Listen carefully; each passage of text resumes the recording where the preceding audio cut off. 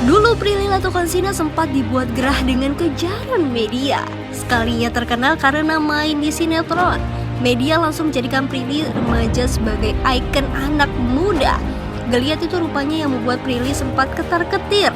Rasa was-was yang hinggap jadi bumerang untuknya. Ia dikabarkan mau bunuh diri. Berita Prilly jadi bukan rahasia lagi, apalagi soal urusan cinta. Ia yang sejatinya tak mau urusan pribadinya diumbar, malah kerap terpampang di media.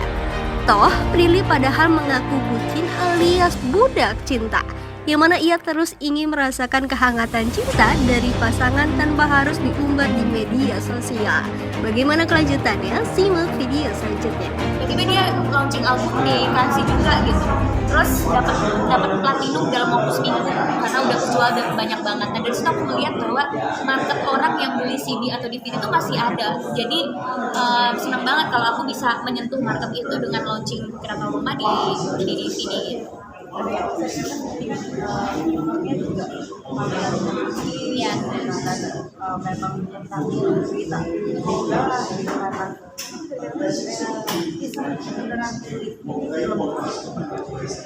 sebenarnya kalau ini bukan kisah beneran aku ya, karena dari background keluarga dan background karakternya sendiri juga beda banget sama aku gitu. Di Skala kan adalah perempuan yang mengidap bipolar disorder, aku kan tidak gitu.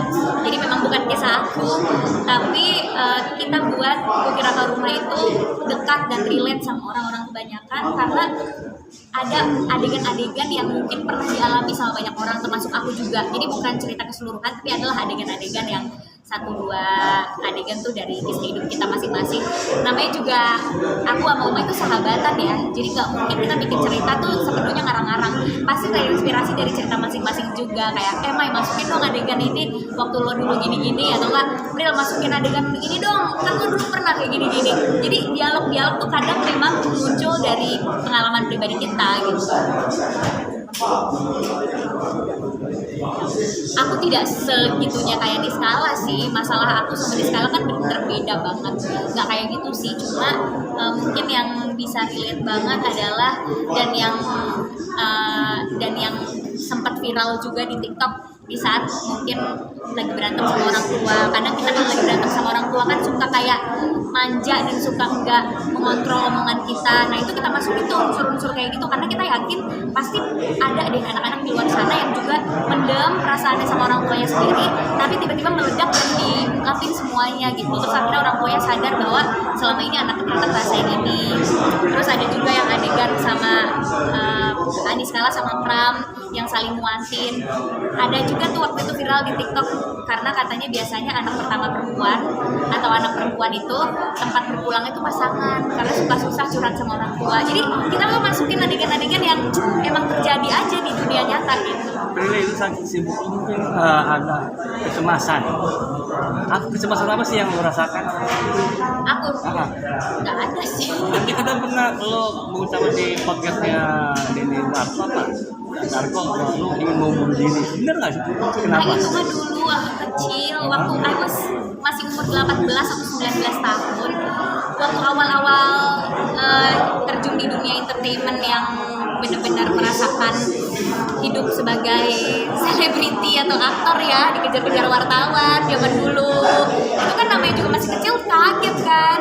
Ya untungnya aku kagetnya nggak star syndrome loh. Untungnya aku kagetnya ya stres sendiri tapi nggak merugikan orang lain kan. Coba kalau aku star syndrome, aku udah nggak di sini sekarang, mungkin ya udah dibenci banyak orang. Ya itu adalah bentuk kaget aku melihat situasi pada saat itu gitu. Aku diberitain macam-macam setiap hari, dikejar wartawan padahal nggak ngapa-ngapain kan, kaget juga nih kenapa ya aku ya. Sampai sekarang tuh aku kadang suka masih kaget, misalnya aku trending di Twitter tuh aku kaget loh kayak, aku kenapa trending, apakah aku berbuat sesuatu hal gitu, aku kenapa viral, aku ngomong apa ya. Itu tuh pasti dirasakan sampai sekarang gitu, kecemasan itu.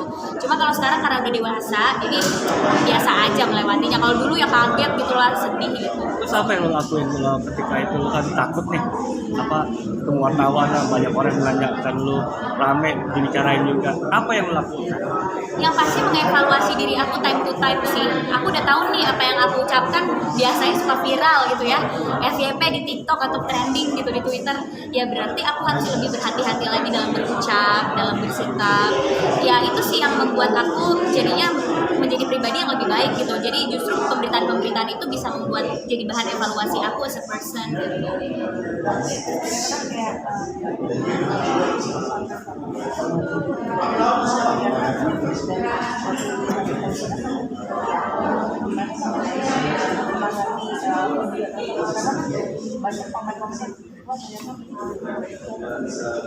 Menurut aku semua orang itu menghadapi apa ya, masalahnya sendiri gitu. Nggak mungkin hidup orang itu mulus tanpa masalah, tuh menurut aku nggak mungkin. Kalau misalnya di sosial media hidup aku kelihatan mulus-mulus aja, ya karena memang aku memilih memperlihatkan yang mulus-mulus aja di sosial media. Ngapain aku ngepost kalau aku lagi sakit hati, atau ngapain aku ngepost pas aku lagi susah, kan nggak mungkin gitu ya. Kita kan sebagai public figure juga harus wajib memfilter apa yang kita posting di sosial media, karena sosial media kita itu banyak yang follow. Nggak mungkin aku mau menunjukkan hal-hal yang nggak harus aku tunjukkan. Makanya mungkin di saat aku berucap atau aku bercerita di balik kamera tuh apa sih yang aku rasain, orang tuh jadi kaget, oh ternyata Prilly ngerasain itu juga. Trust me, aku cuma manusia biasa, pasti aku punya masalah dalam hidup aku, dan pasti pernah melewati asam garam pahitnya kehidupan tuh, pasti pernah, nggak cuma senang-senang aja.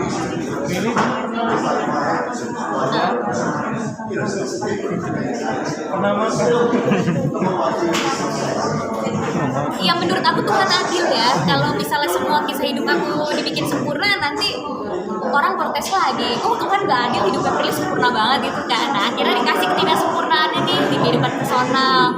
Tapi itu juga ada sebab akibatnya, kayak oh ya kehidupan personal aku tidak berjalan dengan baik karena aku sibuk kerja, karena aku sibuk berkarir. Mungkin kalau karirnya gak kayak sekarang, aku bisa dapet jodohnya cepat gitu ya. Tapi kan itu hidup adalah pilihan. Aku memilih untuk berkarir dulu, waktu aku untuk pekerjaan dulu, jodoh tuh nanti belakangan.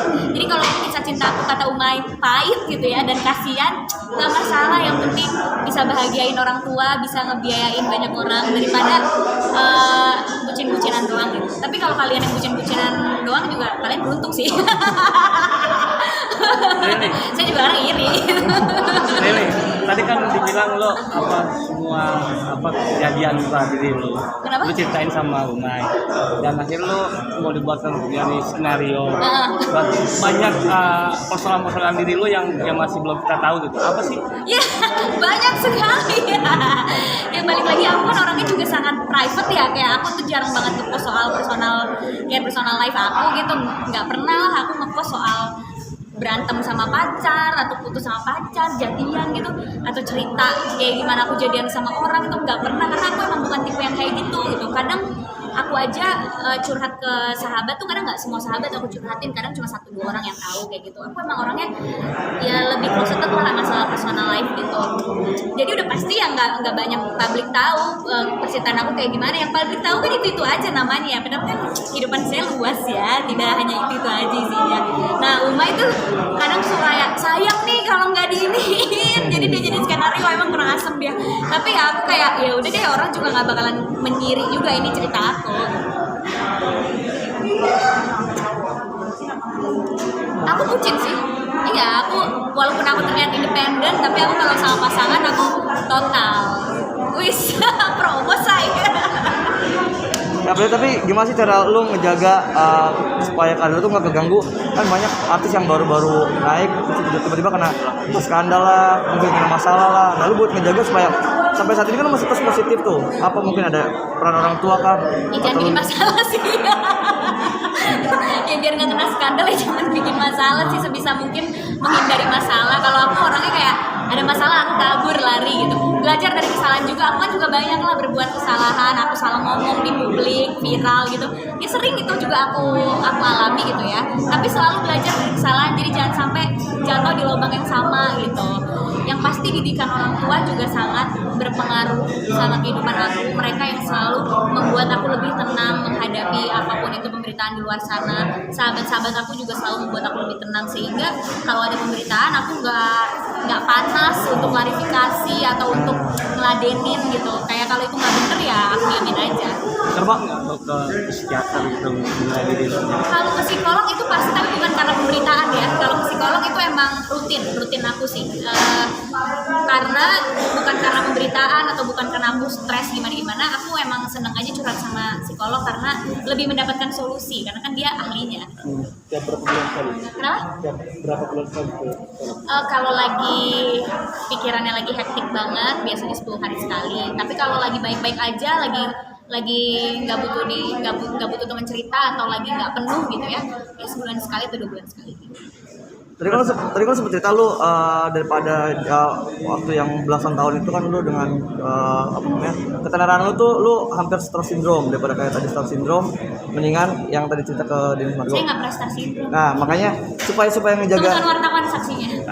supaya ngejaga supaya lu nggak star syndrome itu gimana sih? Apa ada orang tua juga kah mungkin ngajarin? Ya jangan pernah merasa tinggi sih, di atas langit masih ada langit gitu. Dan aku rasa kenapa aku nggak star syndrome karena untuk ada di posisi kayak gini tuh prosesnya